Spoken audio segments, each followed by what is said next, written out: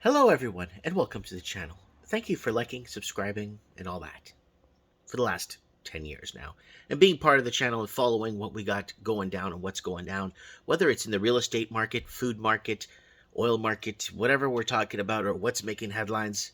Yeah. Anyways, guys, if you want to actually get non-censored, unfiltered material, you're going to want to check us out on Mike in the Night. The last Mike in the Night episode was off the hook. 4:59. We got a bunch of call-ins. We got some new call-ins call in. And it was 4:59, the betrayal of the world and its people. So really good episode if you want to catch up. So what is going on?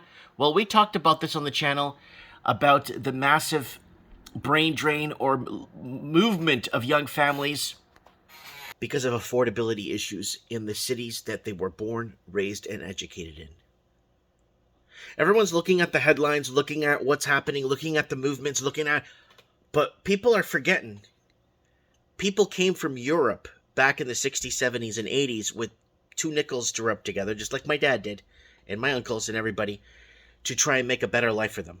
Because we were being sanctioned to death in Portugal because we didn't want to get off the gold-backed currency that we had. So, what happened? Well, this is what happened. We built our lives. We didn't have to depend on anything or any government support or any of that stuff. We just worked our way through things through high interest rate levels. We paid off our homes 4 or 5. My dad said he paid his home off in 5.5 years. He paid off his home working construction in Toronto. And my mom worked for a shoe factory making shoes when they used to make stuff in Canada. And we lived a nice, decent life. We had, at one time, 2 vehicles. We were doing really well. We took care of each other. Our whole block, our whole street was on the same page. Nobody was in debt. Nobody was drowning in debt. Nobody was, taking out student loans at the time because student loans weren't federalized at the time. So basically, universities had to be competitive with pricing to allow people to afford to go to university, right? So it was very competitive for pricing. You could work your whole summer job, a minimum wage summer job, cutting grass or doing something or working at a fast food restaurant, and you got by. You made enough money working minimum wage, with your parents, but working minimum wage to pay for your college, right? So that's what's happening here. And now what's happening now that I brought you back a little bit to tell you that Canada was not always like this. Canada was a place where you could just really work it and get to your goals. There's nothing really stopping you.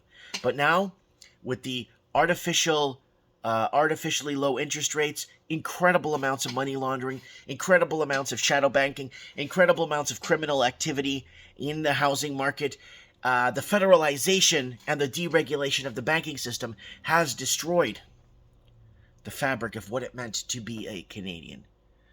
When growing up, a lot of us didn't have an identity. I was considered a Portuguese. I was placed in the Portuguese basket my whole life. When I went for employment living in Ontario, I was always a Portuguese.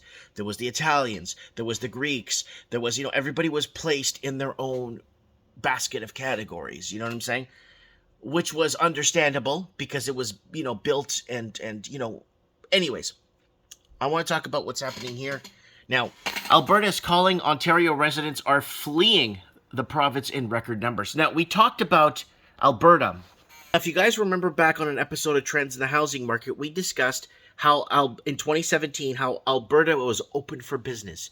After Vancouver put on the foreign buyers tax, when all the foreign investors went to Seattle or King County to destroy that market, they fled to Toronto to destroy that market. But Alberta was getting no action. And Alberta was advertising in Mandarin and Cantonese and making brochures. Come to Alberta, come to Calgary, come and buy homes here, come and bring your laundered money here. But the problem is it never took off. It never really took off. And remember those advertisings back in 2017? You can find the episode of Trends in the Housing Market. So people leaving in a frantic pace. Ontario's astronomical cost of living has residents fleeing by the tens of thousands, says Stats Canada. Now, Stats Canada's BS. So if it says if it's showing 3,000 people, it's 30. If it shows 10,000 people, it's 100,000. Data shows interprovincial migration. That's very important because they're not leaving the country. They're moving within different provinces of the country. Soar in the second quarter of 2022. Ontario's talent is fleeing to more affordable regions like Alberta and Nova Scotia. It's so bad. A big six bank warned investors that immigration is having a harder time filling the gap. So immigration, no one's immigrating here. No one's buying the whole thing, hook, line, and sinker. It's done. It's over in Canada, bringing in immigrants because they just don't, they understand what's going on. When we covered this and I had a gentleman call me at the store, nice gentleman call me at the store, was watching my videos from 6-7 years ago, why I'm leaving Vancouver, why I left Toronto. It's getting expensive in Canada. So he calls me up at the store, and he's from Ukraine. He's like, oh, I left Ukraine. We're going to go back to Ukraine and take our chances because we just can't afford a one-bedroom for me, my family, with 4 kids. A one-bedroom is going to cost us $1,800 in a really rough area. And for me to get a basic home on a ground level, just a basic home that you could probably rent in Kansas City for like $800 a month, is costing him close to $4,000 in the Vancouver area. Not in Vancouver City, but in the area, is close to $4,000 a month for rent. So there it is, people. Ontario has never seen people leave at this scale as the province fails to compete for young adults. Ontario residents are leaving by the tens of thousands. So let's go back. What were we saying is kind of important. So 3 months ago, we made a video. Canadians fleeing Ontario, Canada in frantic pace. Ontario now severely unaffordable. So there it is. So Ontario is accelerating. Alberta become top destination. That was a few months back. Watch this. GTA, Greater Toronto Area is crumbling. If you own your home, you're going to want to see this. Now watch this. Where Canadians go when they leave Toronto and Vancouver 2 years ago. Now, hold on. Canadian brain drain is real. Mass exodus of young families seek affordability in the USA 5+ years ago. As educated Canadians are moving to greener pastures south of the border, the cost of living and taxes are driving many people away from Canada. So, there it is right there. Housing crisis. Where was it? Unaffordable cities. Vancouver, Sydney. There he goes. Right there. Unaffordable cities. Brain drain. There was one here. Right there. Right there. Young. That's just before I left Vancouver. Mass exodus. Young families leaving. Brain drain. And let's keep going here. And you're getting it here. Canadian youth mass exodus. Major cities as people go broke. 4 years ago. Massive brain drain ahead. Metro Vancouver real estate prices up 14% from last year. And there it is. It keeps going on and on into what we're experiencing here today. It's out of control. And get out of Toronto by 2020. Top 10 reasons why I left Toronto. You will be taxed to death 4 years ago. So it's getting to that point right now. And let's go back to say what they're staying here. Basically, it goes into Ontario residents are leaving by the tens of thousands. Ontario residents are suddenly in a rush to move. Frantic pace! The province saw over 49,000 people leave for another province in Q2 2022. The outflow was 77.6% higher than the previous quarter of 45.9%, which we covered 3 months ago there. Higher than the same quarter last year. Ontario has never seen this many people rush for the door in a single quarter. So now, this was happening when Vancouver put the foreign buyers tax on in foreign investors. So let's type in frantic pace across our channel. And foreign investors were going to these cities like Toronto. Give me a sec. So this is why Toronto's in the mess it is today. Toronto housing market on fire. Chinese money has arrived in a frantic pace 5 years ago. Yes, it's out of control. The GTA is rallying. Chinese money is making its way into Toronto real estate after Vancouver installed its foreign buyers tax. So there it is. And basically, it's foreign investing. Once we start addressing these problems, and basically, with the stroke of a pen, you could cancel a lot of the crap that's happened, which is with the stroke of a pen. That's why the pen is mightier than the sword.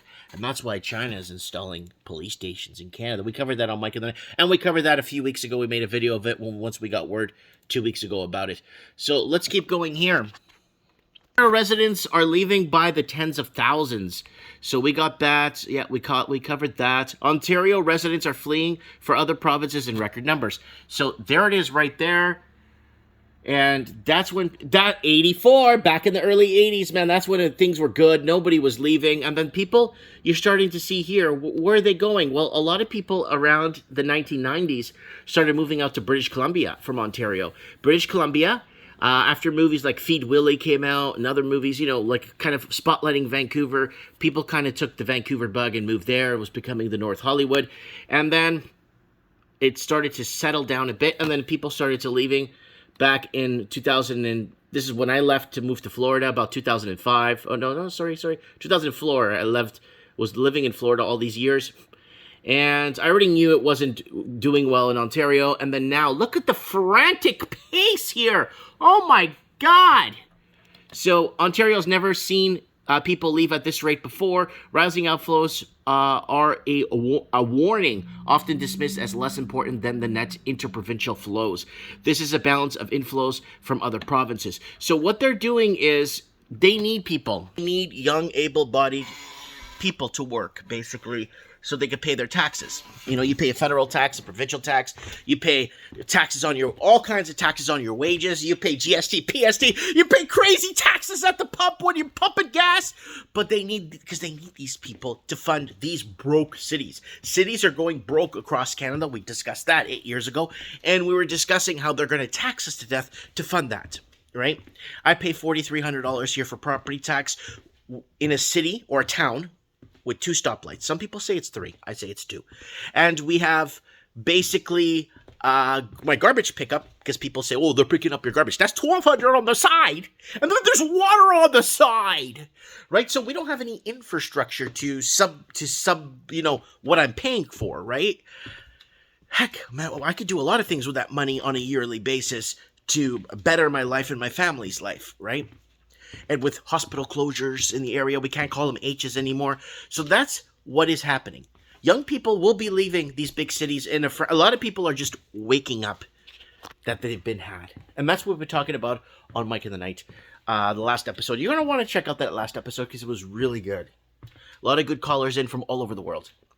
And across the Commonwealth. Connecting the dots across the Commonwealth, as we've been saying for years.